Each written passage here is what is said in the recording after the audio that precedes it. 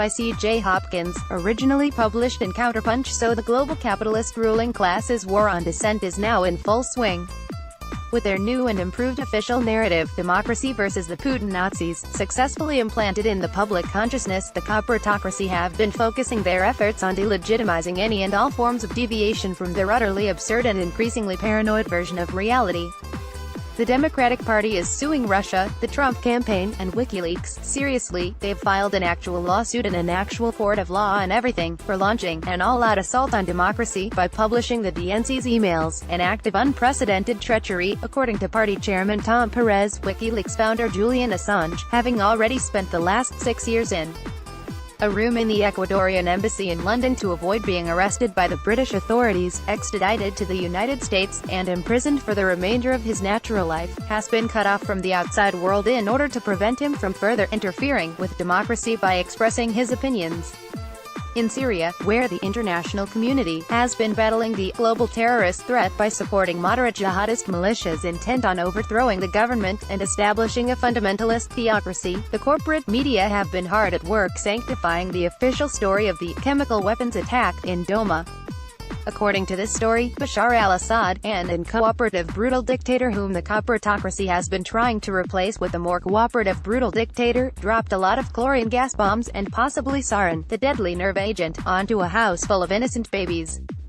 He did this on the eve of victory over those moderate jihadist militias the international community has been supporting in their 8-year attempt to take over his country, slaughter him and his entire family, mount their severed heads on spikes, implement nationwide Sharia law, and then go out hunting homosexuals and heretics to gruesomely behead on YouTube. The evacuation of these freedom fighters was already being negotiated, but Assad didn't want to miss its last chance to sadistically gas a lot of women and children and have the Western corporate media broadcast his war crimes throughout the world, or something more or less along those lines. This gratuitous baby-gassing massacre could not be allowed to go unpunished, so Emmanuel Macron and other senior members of the international community hauled Trump in off a golf course somewhere, or wrestled him away from the Guerrilla Channel, and ordered him to order a completely pointless $150 million series of retaliatory missile strikes on assorted uninhabited buildings containing zero chemical weapons and of absolutely no strategic value. The corporate media and their paid menagerie of military experts and other talking heads took to the airwaves to celebrate this demonstration of international resolve, as did investors in Raytheon, Lockheed Martin, and General Dynamics. The celebrations were short-lived, however, as the corporate media needed to immediately turn their attention to aggressively countering the malicious disinformation campaign being waged by the infamous international Putin-Nazi propaganda network, i.e., anyone capable of critical thinking. Reports by journalists actually in Syria, like Robert Fisk of The Independent, casting doubt on the official story needed to be strenuously ignored, ridiculed, and delegitimized. Fisk, a respected, award-winning journalist who has covered the Middle East for over 4 decades, had clearly been duped by his Putin-Nazi minders into publishing pro-Assad propaganda. Just as clearly, any actual Syrians contradicting the official story, which the corporate media had scrupulously fact-checked with the U.S. military and intelligence agencies, had been intimidated into doing so by Putin-Nazi Assadist death squads.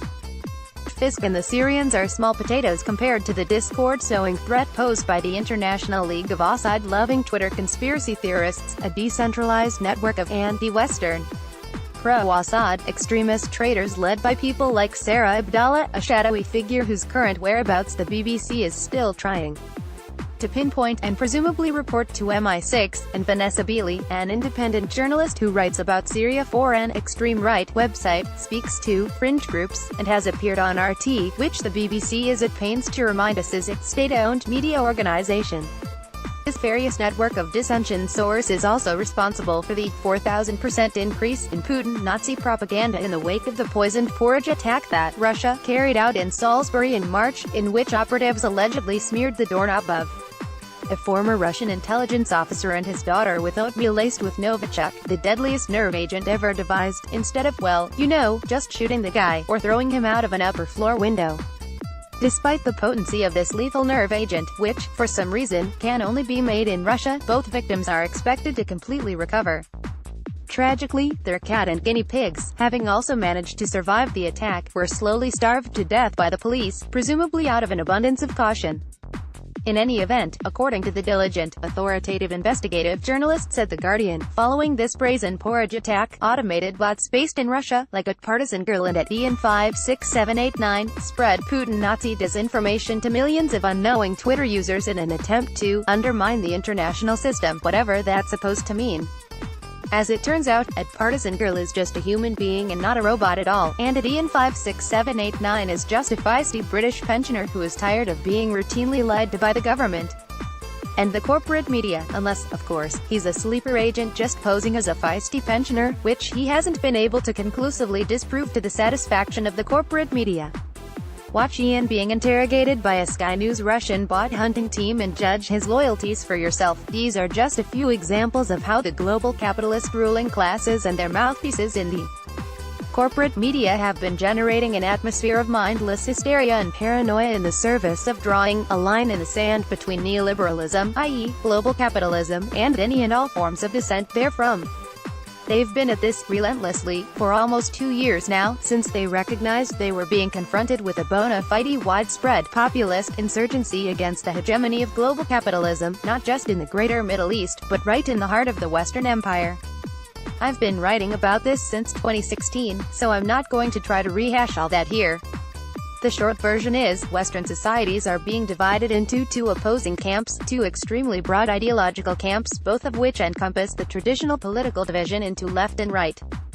Let's call camp number one, the normals, i.e., those who support and conform to the values and ideology of global capitalism, regardless of whether they identify as conservatives, liberals, neoliberals, neoconservatives, or anything else.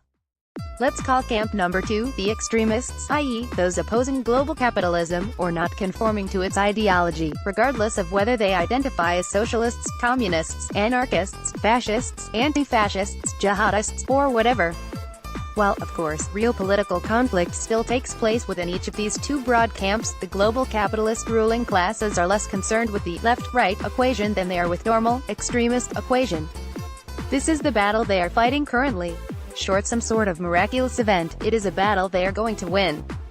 They are going to win it by demonizing anyone opposing global capitalism as one or another form of extremist, an Islamic terrorist, an Antifa terrorist, a white supremacist, a black identity extremist, an anti-Semite, a conspiracy theorist, an Assad apologist, a Russian but a Putin-Nazi propagandist, or whatever.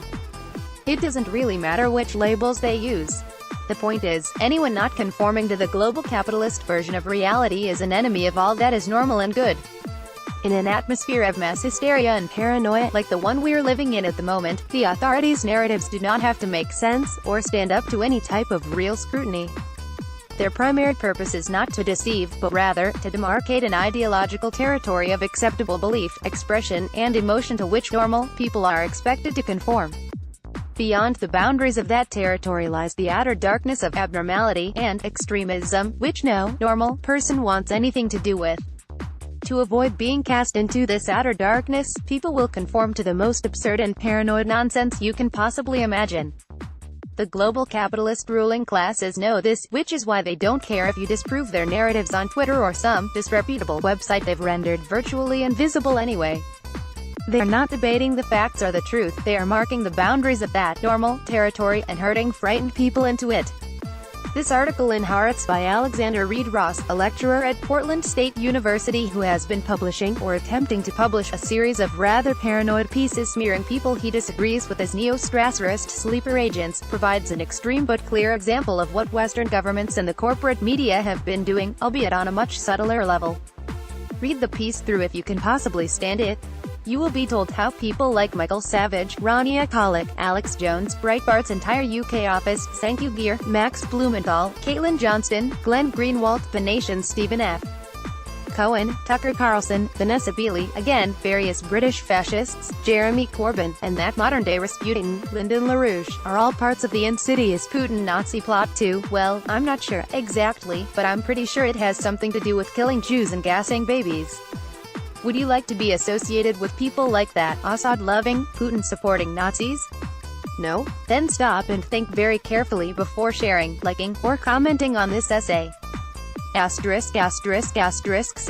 CJ Hopkins is an award-winning American playwright, novelist and satirist based in Berlin. He plays are published by Bloomsbury Publishing, UK, and Broadway Play Publishing, USA. His debut novel, Zone 23, is published by Snogsworthy, Swain.